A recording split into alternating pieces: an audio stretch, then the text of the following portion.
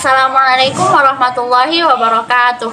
Perkenalkan, nama saya Ainun Thayyibah, Prodi Ilmu Al-Quran dan Tafsir, Fakultas Usuluddin dan Humaniora, dengan NIM 220103020143, lokal 22B.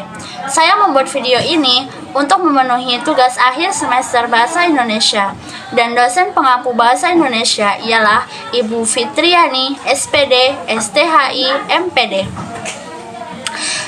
Di sini saya akan menjelaskan salah satu materi Bahasa Indonesia tingkat SMA kelas 12, dan langsung kita masuk. Baiklah, pada kesempatan kali ini saya akan menjelaskan materi tentang surat lamaran pekerjaan. Di sini terdapat pengertian surat lamaran pekerjaan. Surat lamaran pekerjaan adalah sebuah surat yang isinya merupakan permohonan untuk dapat bekerja di suatu lembaga, baik itu lembaga pemerintah maupun non-pemerintah, seperti perusahaan, pabrik, yayasan, dan berbagai lembaga yang membuka lapangan pekerjaan. Adapun menurut KBBI, Kamus Besar Bahasa Indonesia, surat lamaran kerja adalah surat resmi yang dibuat dan dikirimkan oleh seseorang yang ingin bekerja di sebuah kantor, perusahaan, ataupun instansi tertentu. Kemudian, kita memasuki sistematika surat lamaran pekerjaan. Sistematika surat lamaran pekerjaan ada 8. Yang pertama, tempat dan tanggal pembuatan surat. Tempat dan tanggal pembuatan ditempatkan di pojok kanan atas tanpa titik di akhir. Yang kedua ada lampiran serta hal.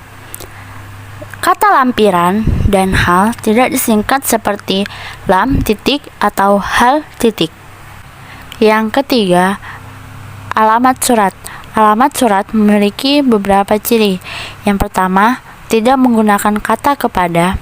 Yang kedua, alamat disarankan tidak lebih dari 3 baris.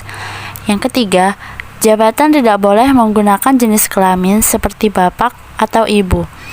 Yang keempat, tulisan jalan pada alamat tidak boleh disingkat.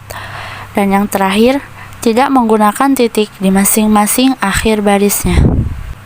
Yang keempat, salam pembuka.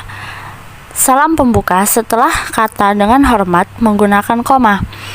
Kata dengan hormat sebaiknya dijadikan satu dengan kalimat selanjutnya. 5. Alenia pembuka.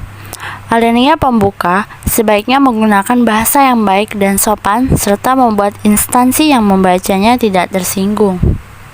Yang keenam, isi. Dalam isi terdapat identitas, maksud dan tujuan, serta menyatakan lampiran. Di dalam identitas, keterangan berupa nama, tempat tanggal lahir, alamat, pendidikan terakhir, dan dapat ditambah lagi sesuai dengan kebutuhan. Dalam menuliskan keterangan di atas, awalan kata tidak menggunakan huruf besar.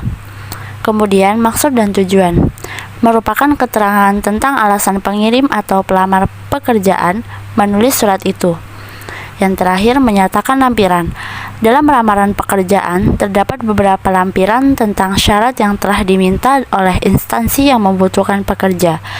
Maka, pelamar harus memenuhi lampiran yang diminta tersebut. Dalam lampiran ini, setiap akhir kalimatnya menggunakan tanda titik 2 dan di akhir lampiran menggunakan titik. Yang ketujuh, ada penutup. Dalam penutup, kita harus menunjukkan keantusiasan kita dalam melamar pekerjaan pada instansi yang kita tuju. Dan yang terakhir, ada tanda tangan dan nama terang. Tanda tangan ini berada di pojok kanan bawah surat. Kemudian, di bawahnya ditulis nama lengkap. Kemudian, kita masuk ke unsur kebahasaan surat lamaran pekerjaan. Yang pertama, menggunakan bahasa yang baik dan benar. Yang kedua, menggunakan bahasa lugas dan tidak bertele-tele. Yang ketiga, menggunakan kata-kata yang sopan atau santun. Yang keempat, menggunakan bentuk surat yang standar sesuai format. Yang kelima, menggunakan kata pengantar yang padat dan informatif. Yang keenam, tulisan mudah dibaca dan sesuai dengan ejaan.